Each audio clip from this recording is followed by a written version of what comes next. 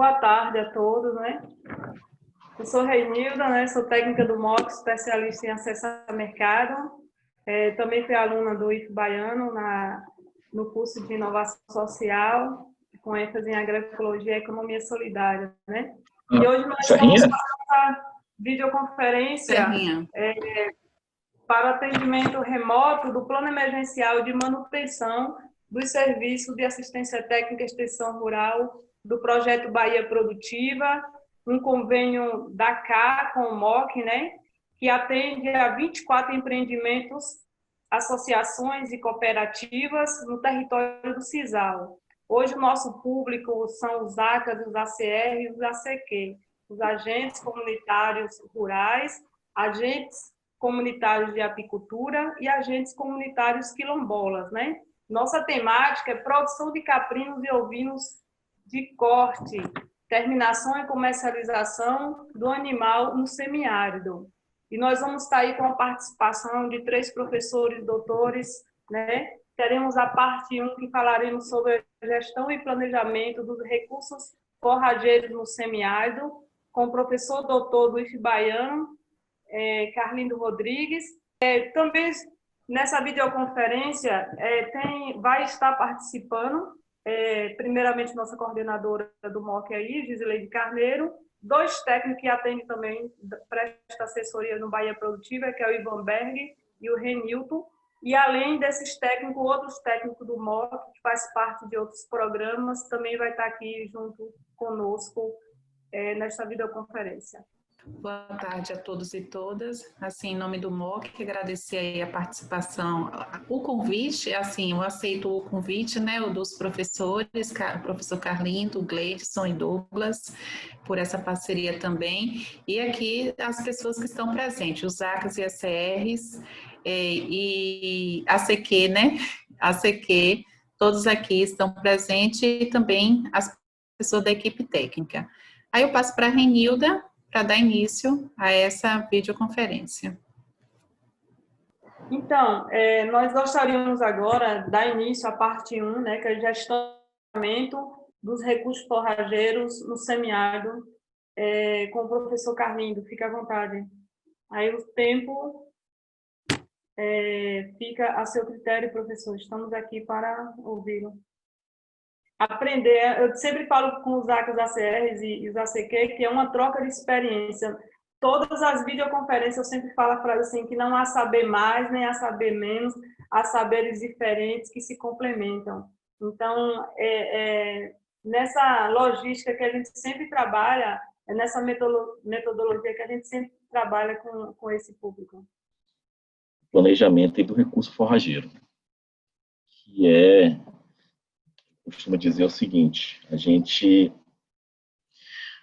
pensa na produção animal e leva em consideração 3 pontos significativos, que é o tripé, que é a parte de sanidade, a parte de genética e a parte de alimentação ou nutrição dos animais. Claro, ambos têm uma certa dependência um do outro, mas não adianta eu ter aquele animal com a melhor genética do mundo, ter o melhor sistema de sanidade e eu não ter comida para alimentar esses animais. Porque se eu não tenho comida para alimentar esses animais, todo o investimento ele é um investimento perdido. Então, acho que a primeira coisa, costumo dizer que a primeira coisa que quando a gente fala na produção animal, a primeira coisa que a gente precisa pensar, eu preciso ter comida. Não adianta trazer um animal para a propriedade e não ter comida para esses animais se alimentarem.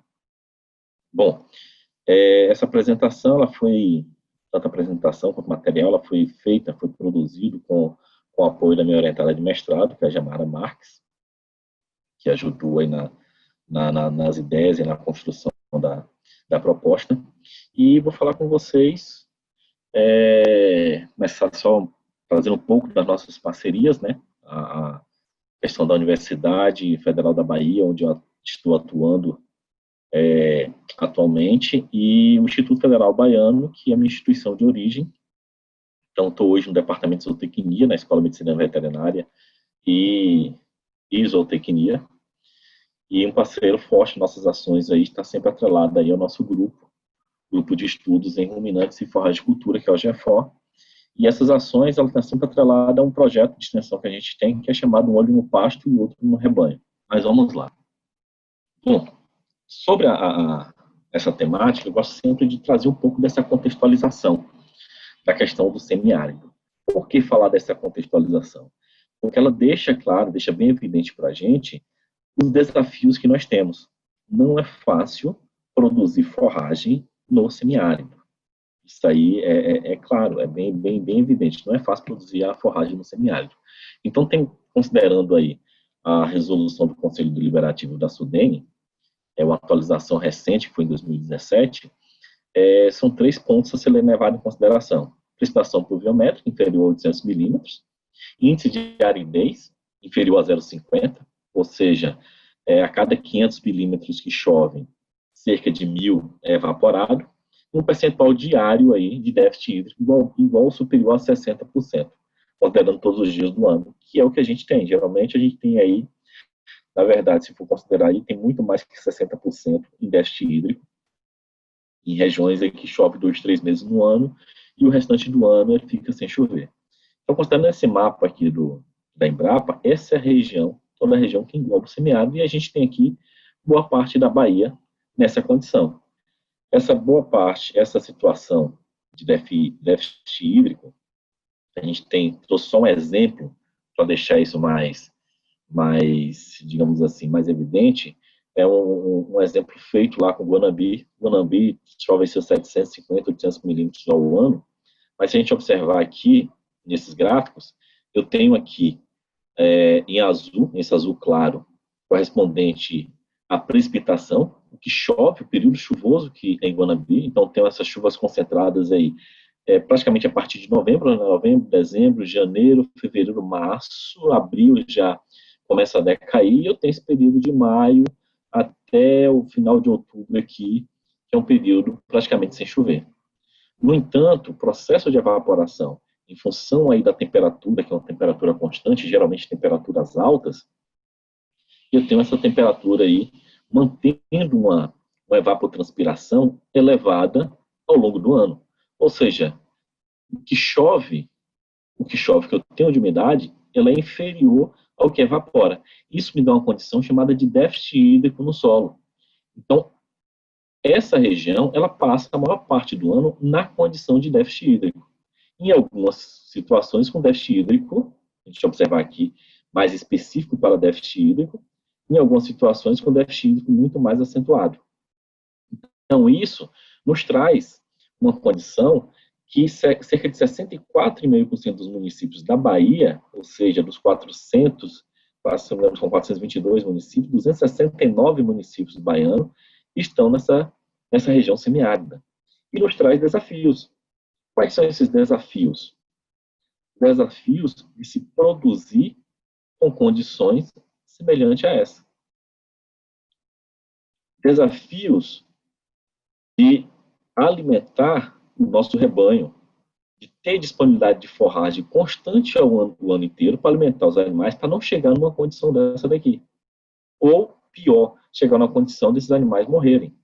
Então, esses são os desafios que a gente tem empregados aí na região semiárida, na perspectiva aí de produção animal, quanto prover o alimento para esses animais. E associado a isso, a gente tem ainda a questão de algumas técnicas que, infelizmente, elas se mantêm, como a questão das queimadas, antes do preparo do solo, promover a queimada, esse processo aí, ele prejudica mais ainda esse processo de produção. Muitas das vezes as culturas ainda não se tem técnicas, na verdade não é que não se tem, que não são realizadas técnicas adequadas para seu cultivo e manejo, e às vezes essa cultura ela é cultivada, a gente tem aqui um consórcio feijão e milho, praticamente toda essa produção aqui, essa parte aérea, ela vai ser retirada e não vai ficar nada para recuperar esse solo, ou seja, a planta ela vai extrair nutrientes desse solo e vai levar embora, e as condições de pasto, mais ou menos isso aqui. O animal aí passeando aí entre pedras, procurando algo para comer. Então, no geral, essa é uma situação que a gente encontra na região semiárida. Claro que a gente tem tem determinadas regiões, determinados produtores, que eles adotam a tecnologia de forma adequada, eles fazem uso desses recursos tecnológicos e conseguem manter o seu sistema de produção aí ao longo do ano. Mas, infelizmente, a gente ainda encontra muito dessa situação na região semiárida. Um outro fato, uma outra situação, é que boa parte dessa produção hoje, principalmente de caprinos e ovinos, ele se dá com animal solto na caatinga. E aí a gente tem alguns conflitos quanto a isso aí. A gente já tem um processo adaptativo aí dessas plantas, dessas condições semiáridas, de déficit hídrico, das chuvas mal distribuídas, elevadas temperaturas. Então a gente tem a situação de plantas aí que são adaptadas. Boa parte dessas plantas são chamadas de plantas xerófilas, que coevoluíram com essa condição. Então, com um mínimo aí de precipitação, mínimo de umidade relativa do ar e umidade no solo, essa planta responde bem ao processo de rebrotação. E a gente encontra duas situações, que são essas aqui. Situação do período chuvoso, onde a gente tem aí essa caatinga aí com folhas verdes. Boa parte desse material, dessa flora que tem aí, ela pode e é utilizada como recurso forrageiro, principalmente na condição de produtores que trabalham com fundo de pasto, que solta seus animais aí na área de caatinga. Então, ele é utilizado como recurso forrageiro. E no período seco, onde essa folhagem, esse material verde, ele vai cair, vai ficar aí na condição de serrapilheira. E aí a gente tem um paradoxo. A doutora Araújo Filho, grande pesquisador que a gente tinha aí da Caatinga, pesquisador da Embrapa Ovinos e Caprinos, ele trazia aí, levantou um paradoxo em relação a essa condição.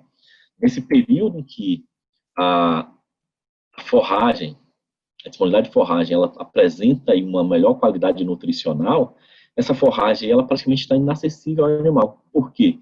Ela está numa parte mais alta. Se a gente for considerar os pequenos ruminantes aí, ovinos, caprinos que ainda conseguem ter aquela condição bipedal e atingir cerca de 1,60 m, 1,70 m aí para coletar a forragem, ainda consegue ter acesso a esse material.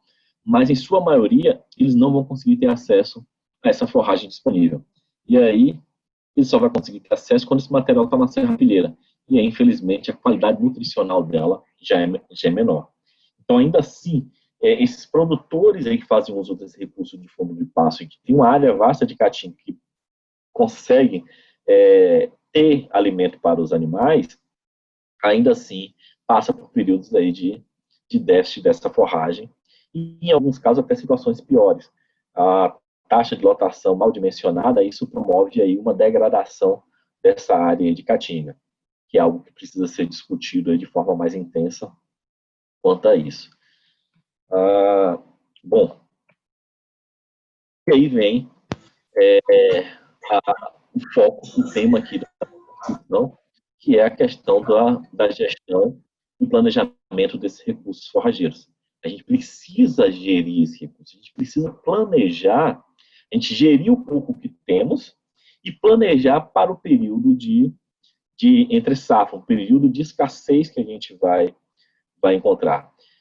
Que, infelizmente, é algo certo. Todo ano a gente vai ter um período de escassez de forragem. Anos piores.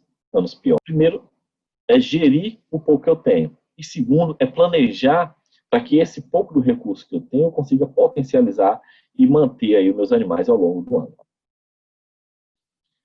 Bom, eu só gostaria que, ao longo da fala aqui, pudesse me dando feedback aí, se não houve nenhuma interrupção, para não acontecer que às vezes cai a conexão, a gente não percebe e continua falando aqui. Mas tudo bem até agora. Beleza, obrigado. Bom, então, a primeira coisa que a gente precisa pensar é uma coisa bem básica e simples. É eu conhecer a minha estrutura. A gente divide isso aí numa estrutura de pirâmide que a gente chama de recursos físicos, recursos vegetais e recurso animal. Então, eu preciso conhecer essa minha estrutura. E, a princípio, conhecendo esses recursos físicos. E uma prática bem básica para isso é o que a gente chama de escrituração zootécnica. Que a gente conhece aí o que nós temos de rebanho, Como é que está categorizado esse meu rebanho? Por exemplo, se for um rebanho de ovinos, quantos reprodutores eu tenho? Quantas matrizes eu tenho? Quantas matrizes estão em gestação? Quantas matrizes estão vazias? Qual é o período de aparição desses meus animais? Quantos machos, quantas fêmeas nascem? Ao longo do ano, o que eu vou utilizar para reposição do meu rebanho? O que vai ser comercializado? Qual percentual vai ser comercializado? Qual percentual de descarte dessas matrizes? Quando é que eu faço reposição de reprodutor? Quando eu preciso inserir mais reprodutores no rebanho? Então, essas informações elas são importantíssimas também para o planejamento forrageiro. A localização da minha propriedade, essa localização em termos de acesso, em termos de condições climáticas, qual o período que chove nessa propriedade, o que eu tenho de área de produção, o que eu tenho hoje de pastagem nativa, o que eu tenho hoje de caatinga nativa, o que eu tenho de pastos que foram plantados, que tipo de pasto eu tenho, qual a forragem que eu tenho disponível, é um búfalo, é uma braquiária, é um maçai, o que eu tenho disponível nesse pastos? Eu tenho alguma reserva, tenho alguma área estratégica para essa produção de forragem? Por exemplo, eu tenho alguma área cultivada com palma forrageira? Qual o tipo de palma? É a palma gigante, a orelha de elefante, a miúda? Qual a produtividade que eu tenho aí ao longo do ano dessa palma? Qual é a área produzida que eu tenho? Eu tenho uma outra área que eu consigo plantar aí e produzir forragem para fazer silagem. Ótimo. Então, qual é essa área? O que eu produzo ao longo do ano aí? Que tipo de forragem que eu uso? Eu uso milheto, eu uso sorgo, ou eu uso milho, que tem uma exigência maior e às vezes o cara tem um recurso, ele consegue irrigar, ele vai e planta milho para conseguir colher. Então, essas informações são informações importantes aí que eu consigo levantar na minha propriedade. Associado a isso, como eu falei em termos das infraestruturas, né?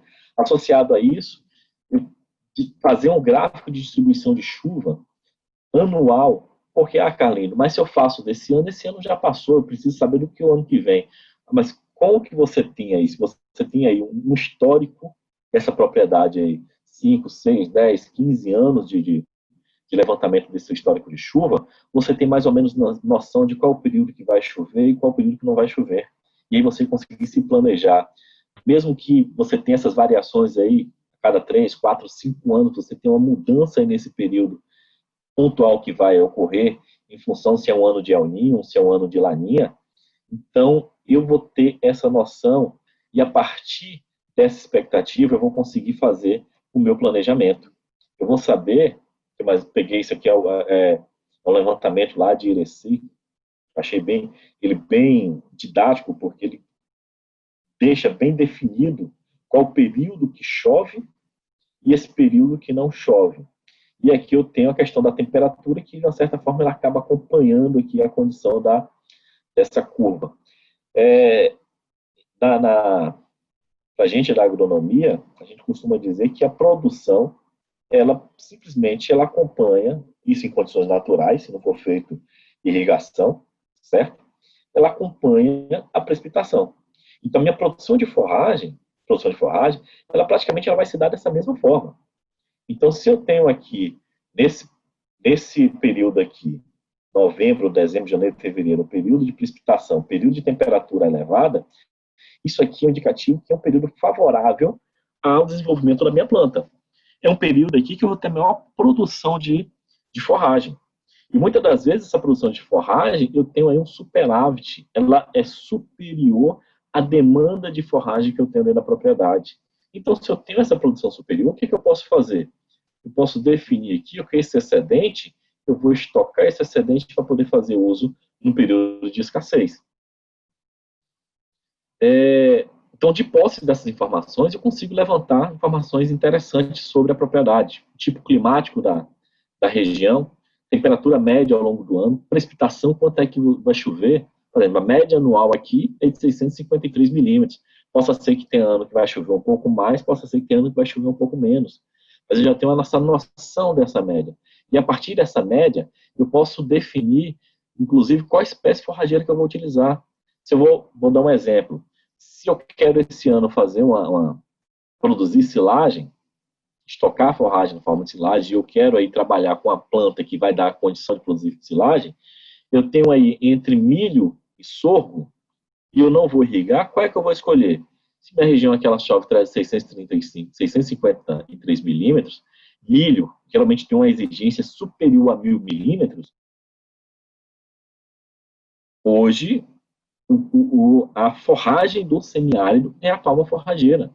Eu consigo aí ela passar aí de um ano para o outro numa seca, numa condição muito melhor do que uma outra planta forrageira que nesse período aqui de estiagem ela não iria suportar, certo?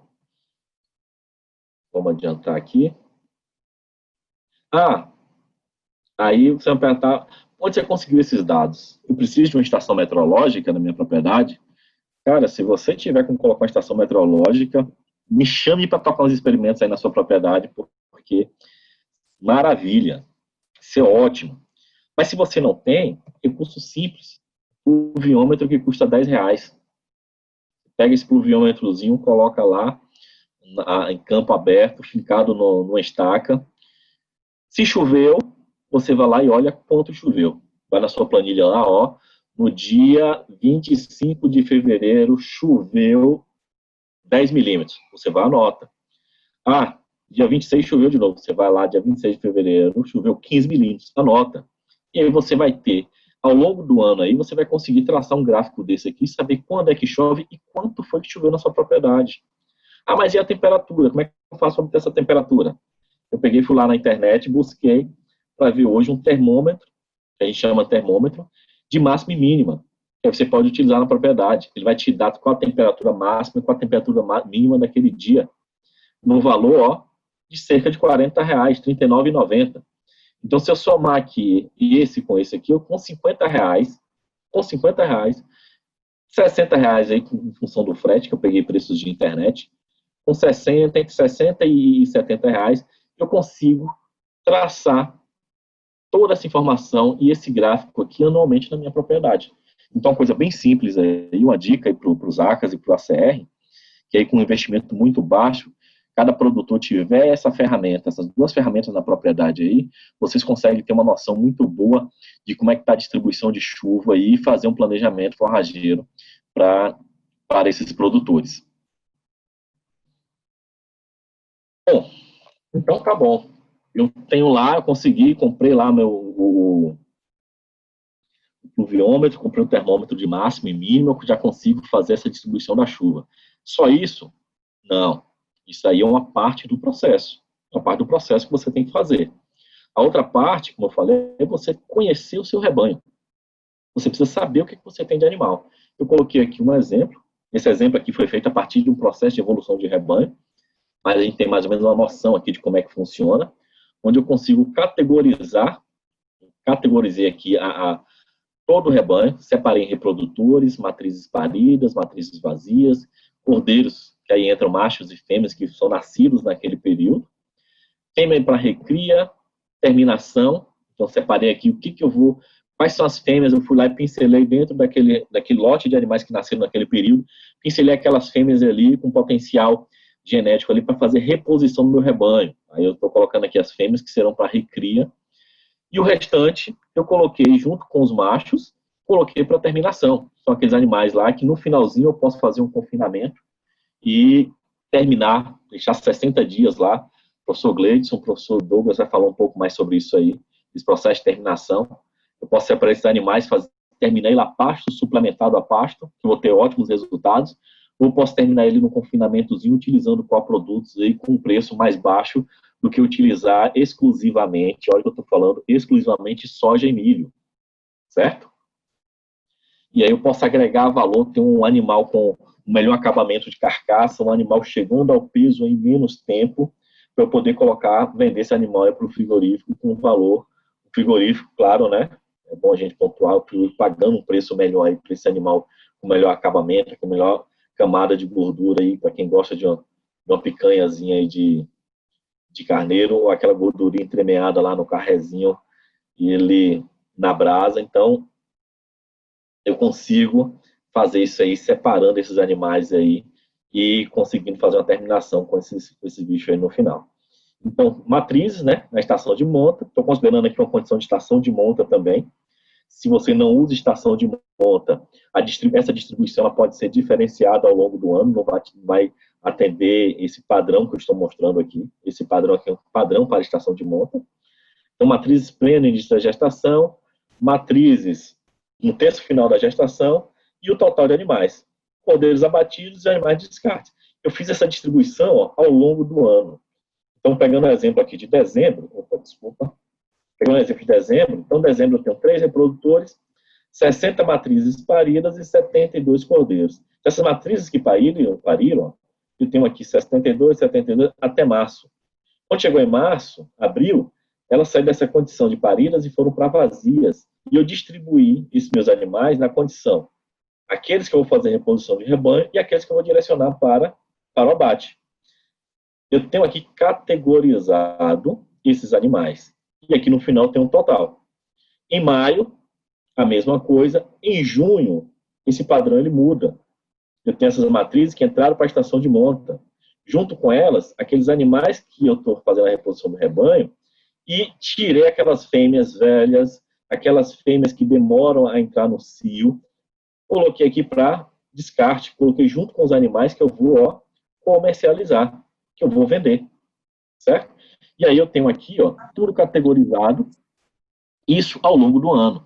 Em janeiro, o processo ele se repete, janeiro, dezembro, ano a ano eu vou ter que anotar isso aí, certo? Como eu falei, isso aqui são uma simulação que eu fiz a partir da evolução de rebanho, considerando alguns índices técnicos, que a partir disso aí você também consegue definir os índices técnicos da sua propriedade. E você pegar índices técnicos de referência para melhorar esse manejo do seu rebanho aí, mas que isso aí é um outro ponto a ser discutido. Não vou adentrar nisso aqui, não. Mas o porquê eu estou falando dessa categorização e essa discriminação? Porque eu consigo aqui, mês a mês, definir o que eu preciso de forragem para o meu rebanho. Onde eu faço a gestão desse meu recurso forrageiro. Para eu fazer a gestão desse recurso forrageiro, mais uma vez pegando aqui, meus animais categorizados, todos eles separados aqui, eu preciso conhecer qual o peso médio desses animais. Trabalho com peso médio, porque eu não consigo pesar esses animais aí todos os dias, mas pelo menos aí você pegar aí uma vez no mês, a cada 2 meses, você fazer uma pesagem dos seus animais para você ter essas referências, isso é interessante. E eu pego referências que eu tenho na literatura de consumo desses animais, consumo de matéria seca. Se eu considerar aqui um reprodutor, pegando aqui o reprodutor com peso médio de 70 quilos, e esse reprodutor aí consumindo 3,5% do seu peso vivo, ele vai ter um consumo de matéria seca diário por animal de 2,5 quilos. Como é que eu faço isso? Eu venho aqui, um exemplozinho bem básico, consumo voluntário de matéria seca por dia é igual aos 70 quilos do reprodutor, vezes, o 3,5%, e o consumo voluntário vai corresponder, a 2,5 quilos de matéria seca por dia para cada reprodutor. Eu vou fazer esse mesmo exercício, para todas as outras categorias, para as matrizes, os cordeiros, as fêmeas de recria. E aí eu fazendo para cada categoria dessa daqui, o consumo voluntário por dia. Oi? Estão me ouvindo? Sim. Sim, professor. Eu empolgo aqui e acabo esquecendo de perguntar se vocês estão me ouvindo. Vamos lá.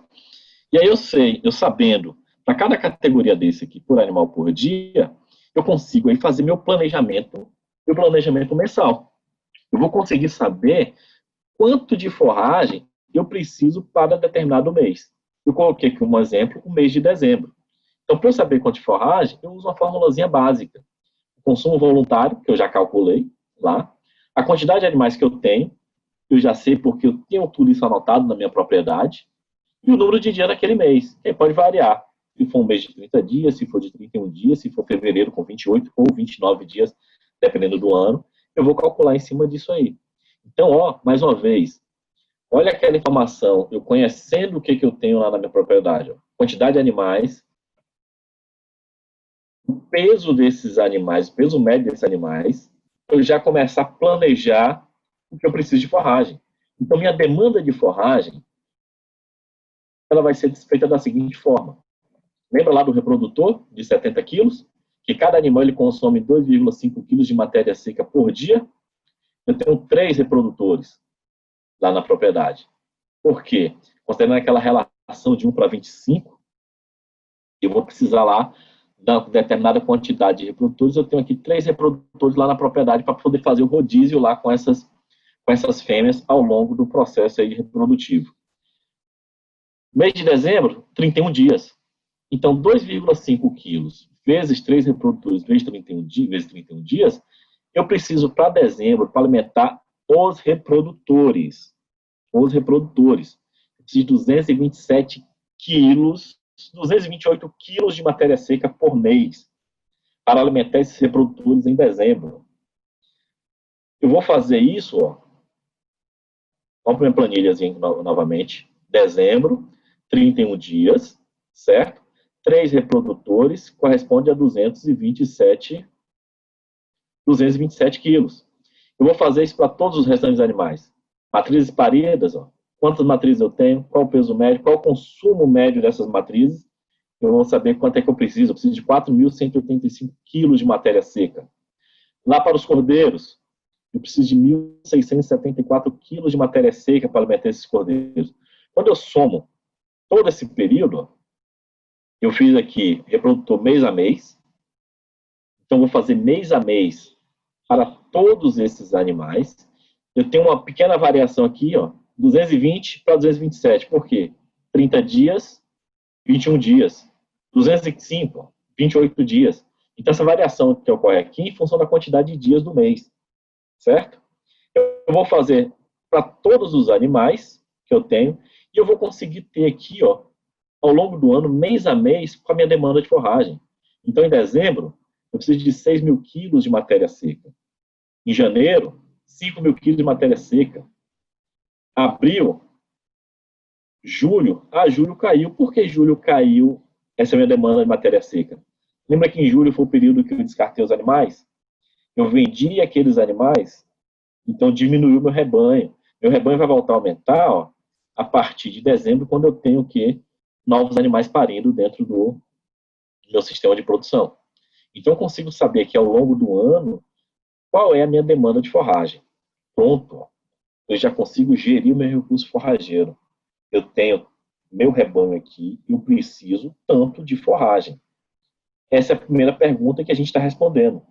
Quanto de forragem eu preciso para alimentar meus animais ao longo do ano? Olha a resposta aqui. Já respondemos a primeira pergunta. A segunda pergunta, quanto de forragem eu tenho na minha propriedade? Que aí a gente parte a nossa segunda, só chamar a atenção aqui, ó. Eu já falei que o somatório da demanda de forragem de cada categoria animal corresponde à demanda de forragem mensal total. Então, somei aqui todas as categorias.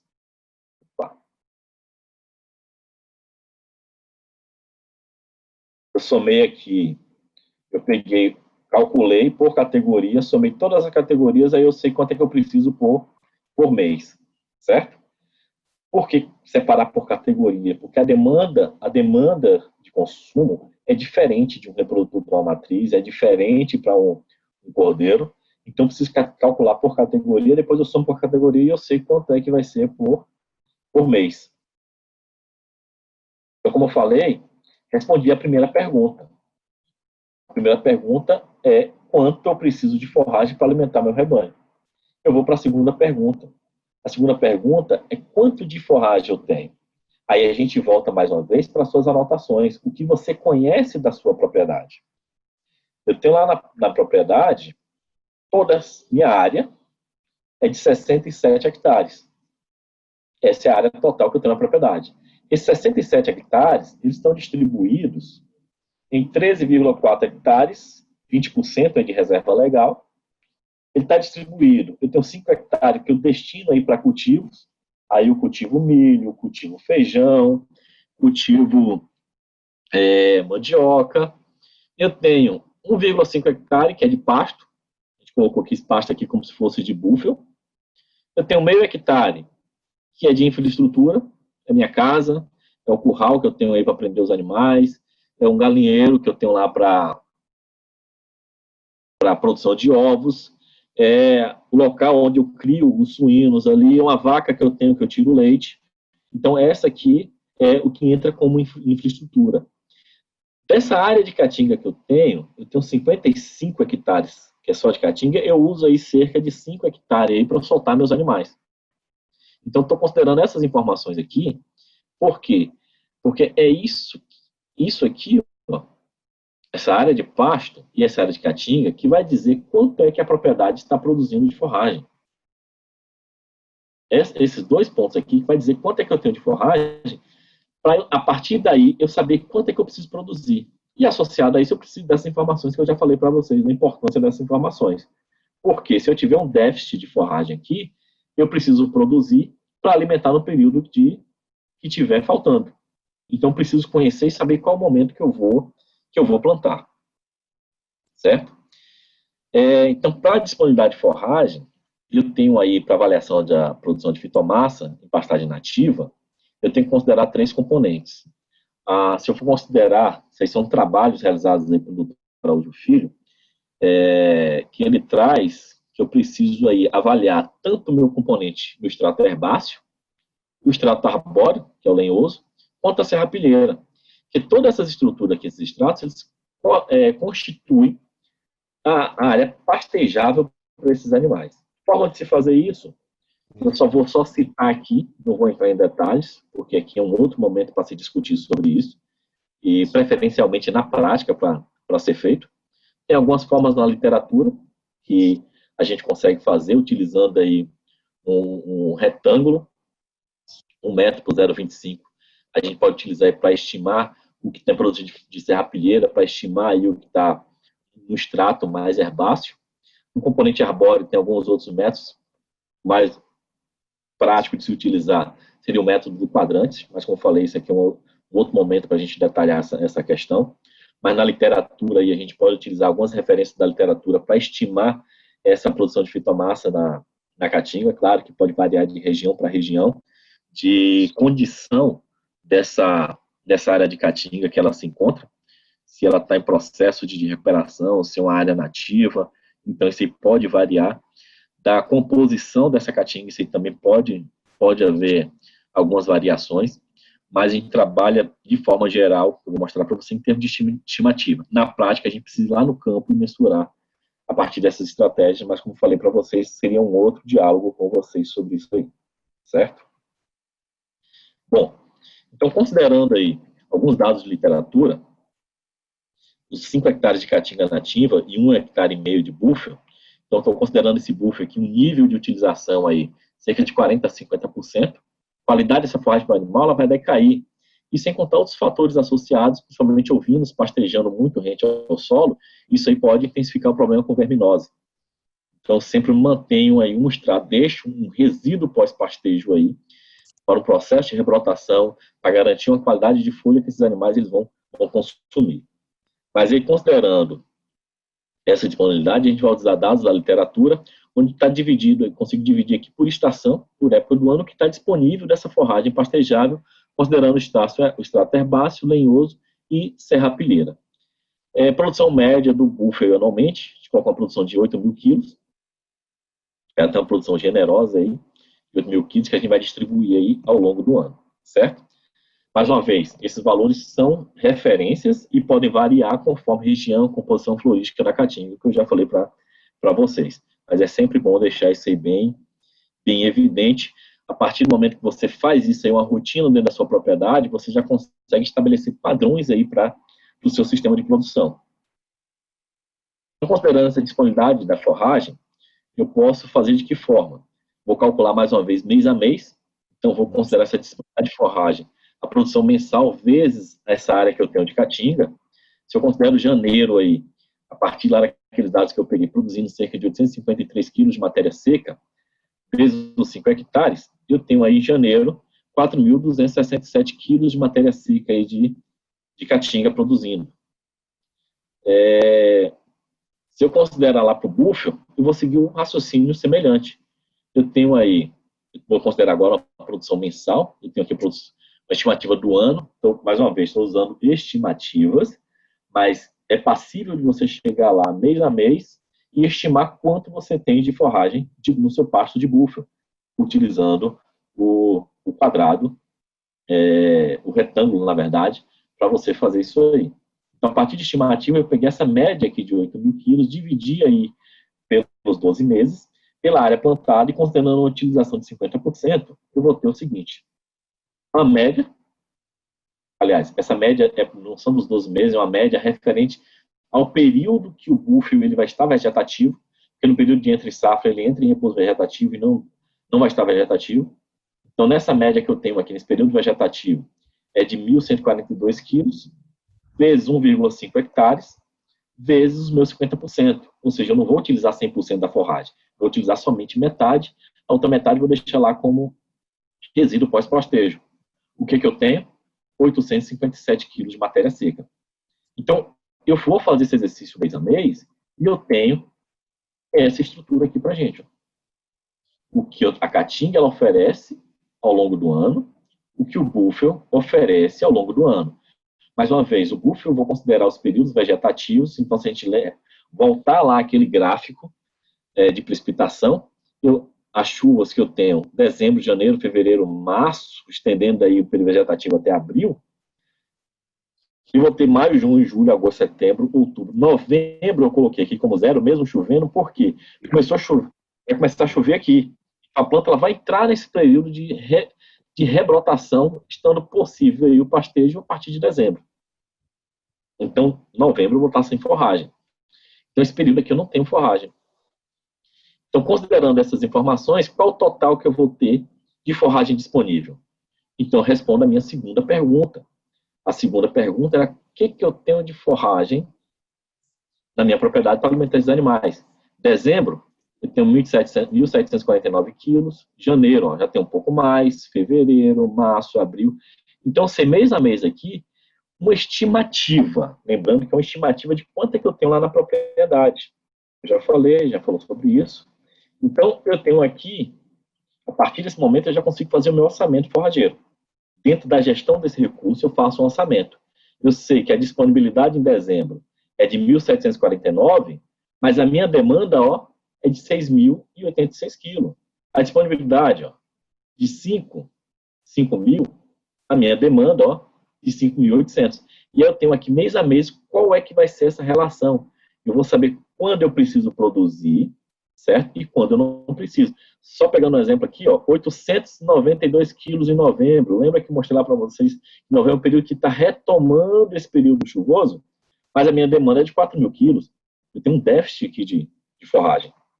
Só graficamente, devia ter separado esse gráfico, esqueci, mas só lembrando. A relação aqui vai ser o azul com o vermelho e o verde com essa cor aqui, com roxo, certo? O azul corresponde à disponibilidade de forragem. O vermelho corresponde à demanda de forragem. Então, minha demanda, ó, ao longo do ano, a maior parte do ano, está sempre acima da minha disponibilidade. A disponibilidade ela tem uma variação aqui. Esse exemplo é hipotético que eu mostrei para vocês. Isso nos remete à condição de déficit e complementação. Então, a linha verde, ela considera déficit ou superávit da produção de forragem, e aqui o que eu preciso complementar. Então, essa linha verde aqui é um produto dessa linha azul e essa vermelha. Então, a disponibilidade menos a demanda, eu tenho essa linha verde aqui. E aqui o que eu preciso complementar. Então, se eu considerar aqui, ó, eu vou precisar complementar a forragem aqui em dezembro, janeiro, eu preciso complementar aqui em 4 mil quilos, aqui eu preciso complementar aqui em cerca de 800 quilos, aqui em 2 mil quilos, aqui eu não vou precisar complementar, aqui eu preciso complementar em valores superiores a 4 mil quilos, então eu consigo fazer aí o meu planejamento. Eu sei quando é que eu tenho forragem e eu sei quando é que eu vou precisar de forragem. Isso aqui eu tenho estimado ao longo do ano. Então, nesses períodos aqui que eu tenho possibilidade da disponibilidade dessa forragem, eu vou produzir um excedente para usar no período que vai faltar. Aqui eu tenho essa relação numérica aqui mostrando para vocês. Ó. O que acontece aqui mês a mês, qual é o déficit, qual a complementação. Ó. Dezembro, déficit de 4 mil. Eu vou precisar complementar, claro, em 4.337 quilos. E assim sucessivamente ao longo do ano. Eu só quero chamar a atenção aqui para esse detalhe, que geralmente aí você vai me perguntar, mas Carlindo, julho, agosto, setembro geralmente é um período de déficit. Chove menos, está mais frio, produz menos. Eu só quero lembrar que a gente considerou aí utilizando a caatinga para complementar a alimentação desses animais. E aí eu chamo a atenção para 3 pontos. O primeiro é que a forragem oriunda da caatinga, uma vez que a forragem oriunda da caatinga, uma vez que o búfalo está em estacionalidade de produção, nessa situação aqui. O outro ponto, aquele que a gente falou lá no início, sobre a questão do paradoxo. A gente tem um aumento da disponibilidade de forragem, mas com baixo valor nutritivo. Isso é importante. Ele está com baixo valor nutritivo, essa forragem aqui. Porque é aquela forragem que está lá no solo, lá na serrapilheira para o animal consumir. Então, posso também, nesse período, considerar a complementação dessa forragem, certo? Então, recomenda-se produzir esse período também, sendo assim, a quantidade de forragem a ser complementada é de aproximadamente 28 toneladas de matéria seca.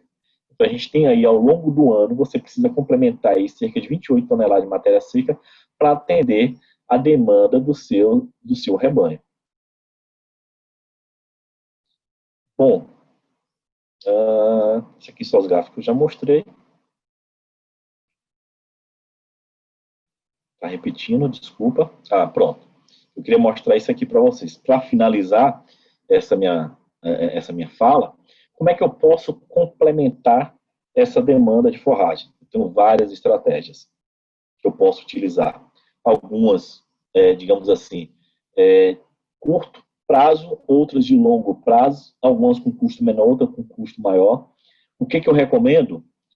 Elenque o máximo de estratégias possíveis para você fazer na sua propriedade. Não trabalhe com estratégia única. Trabalhe com várias. A partir do momento que você conhece o seu planejamento, você sabe a sua demanda de forragem, você sabe que a sua propriedade oferta de forragem, você já vai descobrir o que você precisa de forragem. Que foi a nossa terceira pergunta, que eu acabei não chamando a atenção para isso. É o que eu vou precisar complementar. E aí eu passo para a quarta pergunta. Como eu vou complementar essa minha demanda de forragem? Então, a gente pode trabalhar com a conservação, trabalhar com forrageiras aí, recomendo aquelas adaptadas que a região, sorgo, milheto, milho. Você quer usar milho, você tem condições de manter aí uma produção de milho no período, mesmo com todas as exigências que ele tem, se você tem condições, vai dar uma silagem de excelente qualidade. Mas se você não tem, sorgo, exigência e precipitação 450 a 500 milímetros, vai estar dentro de uma faixa que você, geralmente uma faixa de semiárido. Milheto, até com 350 milímetros você consegue produzir milheto. Um outro recurso é você trabalhar as tecnologias de manejo da caatinga, que raleamento, rebaixamento, enriquecimento dessa caatinga é uma outra estratégia para se trabalhar, que demanda um pouco mais de tempo para você fazer. Você faz em um ano para poder usar no segundo ou terceiro ano, mas é um planejamento que você faz a longo prazo. O custo disso aí, inicial, possivelmente seja um custo alto, mas ao longo do tempo ele se dilui e sai por um custo baixo. Outra estratégia que a gente vem discutindo aí, trabalhando, é trabalhar os consorciamentos. Eu estou mostrando para vocês, isso aqui é um trabalho nosso lá em Santo Inês, um trabalho de um aumentado nosso, e ele está avaliando aí o consórcio, o arranjo aí de palma forrageira com feijão guandu. Então aqui são fotos do experimento dele. Isso aqui é uma área, o guandu ele plantado solteiro, a palma plantada solteira, e aqui, ó, se vocês observarem direitinho, você tem a palma e você tem um guandu consorciado. E a gente vem avançando em outros diálogos no uso desse consórcio aqui, inclusive para produzir silagem de palma. A palma é uma forrageira que ela é rica em água, rica em carboidratos solúveis, mas ela é pobre em fibra e em proteína bruta. A fibra dela é baixa, a proteína bruta em torno de 5, 7%, vai depender muito do manejo e do cultivar que você vai utilizar. E a gente está associando aqui com a leguminosa, que a folha dessa leguminosa ela é rica em proteína bruta, em torno de 20 18, 20% de proteína bruta. E quando a gente faz o processo de aditivação, utilizando o feno do guandu com aditivo aqui para extrair umidade, permitir um perfil fermentativo para essa forragem, a gente consegue também elevar a proteína bruta da silagem e além de inserir fibra que vai ajudar na motilidade do rumen dos animais. Então isso aqui a gente está já coletando dados, a última colheita dele vai acontecer agora em novembro, a gente vai conseguir fechar o experimento dele e analisar esses dados, mas a gente já tem dados parciais aqui mostrando ótimas perspectivas em termos de produtividade, esse arranjo de produção. Temos aí dados parciais da silagem de palma com o uso de leguminosas, que em breve também a gente vai ter dados mais conclusivos a respeito, certo? E aí as tecnologias de uso, né, como eu falei, rebaixamento e manejo da rebrotação da caatinga, que é uma tecnologia que é utilizada para manejo da caatinga, onde você faz aí o processo de rebaixamento, principalmente daquelas plantas que são consideradas forrageiras, e aí a gente quebra aquele paradoxo inicial, que eu falei para vocês, que quando ela está no seu período vegetativo, o valor nutricional ele é maior, a qualidade nutricional é maior, mas está inacessível. Quando eu faço esse rebaixamento, eu estou trazendo a copa para uma altura de acesso a esses animais, permitindo com que eles alcancem aí essa forragem e possam consumir dela. Um outro processo é o raleamento, em que eu diminuo aí esse excedente de componente arbóreo, permitindo a entrada de luz e a predominância aí do componente herbáceo, que vai permitir uma maior produção de forragem para esses animais. E, por último, o enriquecimento, onde eu faço esse processo de raleamento e, junto com o raleamento, eu entro aí com a inserção de plantio de plantas forrageiras, tanto exóticas quanto nativas, aí, para aumentar essa produção de forragem. A questão da produção de silagem, a gente já falou, a utilização aí de plantas forrageiras como sorgo, milheto, a utilização de glicídia para produzir silagem. Esse aqui são alguns trabalhos, esse aqui é um trabalho, silagem de palma, que é uma outra vertente que tem se discutido, trabalho demonstrado aqui por Perazzo, o pessoal lá da Paraíba tem feito, que é utilizar aí, aditivando essa palma, processo de silagem com concentrado, utilizando o milho aí junto com, e aí você consegue fazer uma dieta mais completa. Produção de feno, que a gente pode utilizar essa fenação aí, guandu, moringa, glicídia, búfalo, capim corrente, catingueira, sabiá, plantas que são nativas e plantas exóticas adaptadas. Então, diversas formas de você produzir esse feno, ferramentas bem simples, não aquelas ferramentas caras, e forma de armazenar com um custo menor e que garante a qualidade desse produto e que você possa fornecer aí ao longo do ano para os animais. Diferimento de pastagem, que é uma outra estratégia, que é possível de você fazer, onde você vai vedar essa área de pasto, geralmente um búfalo, um maçai, um capim corrente, no final do período chuvoso, para você utilizar aí ao longo do período seco. É uma possibilidade que você pode associar aí a suplementação a pasto, para terminar esses animais, que Douglas vai falar um pouco mais sobre essa questão da suplementação. O consórcio de forrageiras, fotos mais próximas aqui para vocês, tá vendo? Esse aqui é o guandu, consorciado junto com a palma. Uma coisa interessante que a gente tem observado no consórcio, que é uma característica na competição da planta, a palma forrageira ela tem um crescimento mais ereto, com a presença do guandu, no ambiente sem a competição com a planta, o crescimento dele é mais horizontal.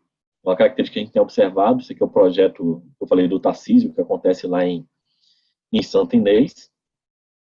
Esse aqui foi um projeto do Rodrigo, com orientado de mestrado, utilizando aí tecnologias sociais como biodigestor. Esse aqui é seu Jair. Seu Jair ele é o proprietário aqui dessa fazenda e ele nos ajudou, foi peça-chave aí nesse processo, de um apoio significativo. Ele construiu o biodigestor a partir das orientações que a gente levou para ele. Construiu um biofiltro. Esse biofiltro ele utiliza a água dele, que a gente chama de água cinza, que é a água da lavagem de roupa, lavagem de prato. Essa água ela é filtrada por um processo que a gente usa diferentes camadas aqui de material. E essa água é utilizada aqui para diluir o esterco no biodigestor e produzir o biofertilizante que ele vai ele aplicou aqui no experimento dele, aqui, definindo doses de biofertilizante para a produção de palma forrageira. A gente teve resultados aqui com testemunha, foi aquela que não recebeu nada, produzindo cerca de 13 toneladas de matéria seca por hectare ano, e aquela que recebeu o biofertilizante, chegando a 16 a 17 toneladas de matéria seca aí por hectare ano. Essa aqui é uma outra proposta que a gente vem discutindo, que é esse consórcio dessas tecnologias, onde a gente consegue propor aí um modelo, a ideia de propor um modelo sustentável de produção de forragem, onde o camarada ele vai associar essas tecnologias sociais a partir da residência dele, essa água cinza sendo filtrada, misturar aqui o biodigestor com o uso do esterco, e a partir desse biofertilizante, ele manter tanto essa demanda hídrica quanto a demanda de nutrientes na produção de forragem dele, e também ele produzir o biogás que pode ser utilizado na sua propriedade. É só citar o exemplo lá de Seu Jair. Seu Jair, toda vez que a gente chegava lá na propriedade dele, a satisfação dele era fazer um café no fogão dele, que estava utilizando o biogás que ele produzia. Ele deixou de comprar o gasto dele mensal de cerca de 1 bujão de gás e somente utilizando o biogás aí da produção do biofertilizante.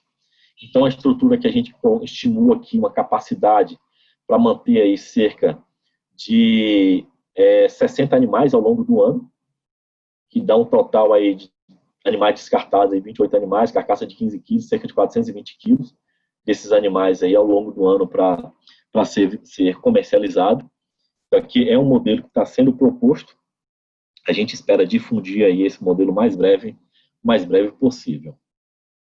Bom, e para finalizar, só algumas considerações, que utilizar aí da escrituração zootécnica, isso é um ponto importante que a gente já falou, você anotar tudo, ter conhecimento de tudo que entra, que sai da propriedade, em relação ao seu rebanho, o que nasce, o que é vendido, quantas matrizes, as informações em relação aí à precipitação, temperatura, produção de forragem, áreas que você tem de plantio, conhecer seu rebanho e a demanda forrageira.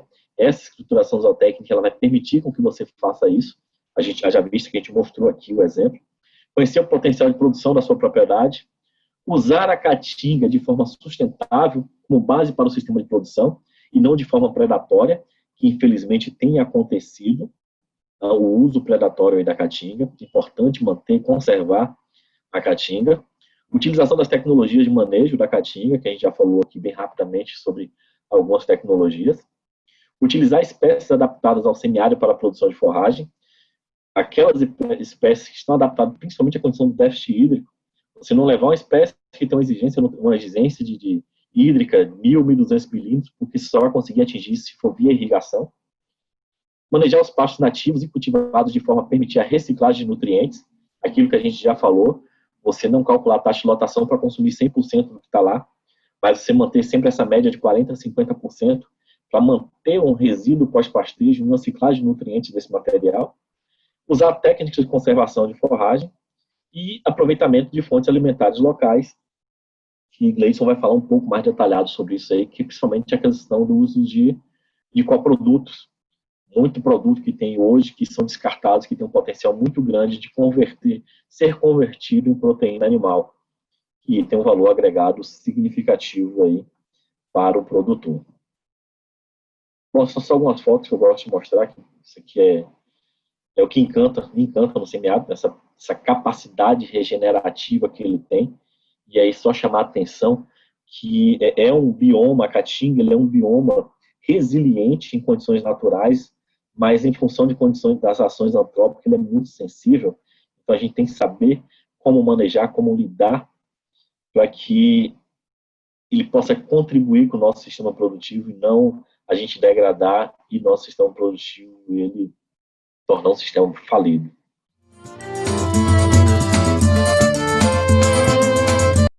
A Terra à Distância é uma adaptação das atividades de assistência técnica e extensão rural do Bahia Produtiva, projeto do Governo do Estado da Bahia por meio da Secretaria de Desenvolvimento Rural do Estado da Bahia, executado pela CAR, Companhia de Desenvolvimento e Ação Regional, com recursos provenientes de acordo de empréstimo com o Banco Mundial.